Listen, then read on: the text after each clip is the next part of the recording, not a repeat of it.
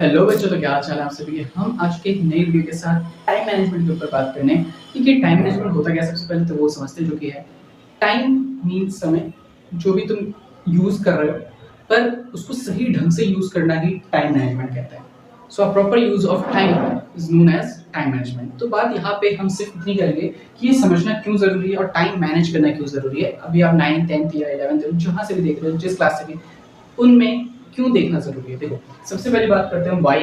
सो क्यों जरूरी है। आप चाहते हो कि बहुत सारे काम कर लूँ, है ना। तुम पढ़ाई भी करना चाहते हो, तुम बाहर क्रिकेट भी खेलना चाहते हो, तुम दोस्ती यारी भी निभाना चाहते हो, तुम घूमना भी चाहते हो, तुम अगर 9 से प्लस हो तो तुम थोड़ा बहुत पैसा भी कमाना चाहते हो। तो बहुत सारी ऐसी चीजें हमारे दिमाग में आती है जो हम करना चाहते हैं और करना भी चाहिए, क्योंकि हम एक्सपोजर कर रहे हैं दुनिया का। So you have to do multiple things at a particular time and you have 24 hours. I have 24 hours.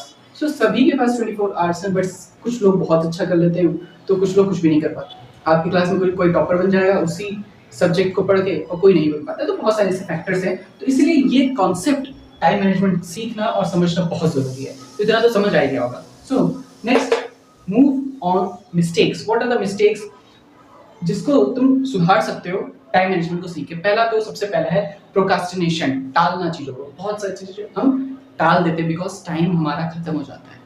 Paper करीब आ जाता है तो हम पेपर के करीब आने के बाद हम पढ़ते हैं, ठीक है। ये चीजें हम टालते रहते हैं, तो इससे अच्छे नंबर नहीं आएंगे, स्कोर नहीं कर पाओगे। ऐसी बहुत सारी चीजें हैं। तुमने मम्मी के काम को टाल दिया, तुमने किसी की चीजों को टाल दिया, तुमने पढ़ाई करने को टाल दिया। तो ये सारी चीजें टालना ना पड़े, इसलिए आप समझोगे टाइम मैनेजमेंट और ऐसी बहुत सारी चीजें।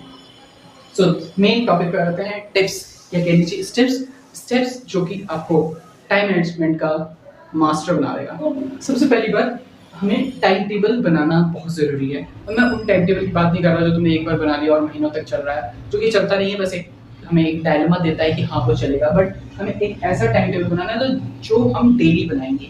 डेली इन द सेंस, हमें कल का काम पता होना चाहिए कि हम कल क्या करने वाले हैं। और इसको बनाने से पहले आपको अपना मेन काम, जो भी आप कर रहे हैं, आप स्टूडेंट हो तो आपका मेन काम भी पढ़ना है। अगर आप एकेडमी वगैरह जाते हो या आपको स्पोर्ट्स में करियर बनाना, तो आपका स्पोर्ट्स ही आपका प्रायोरिटी है, ठीक है।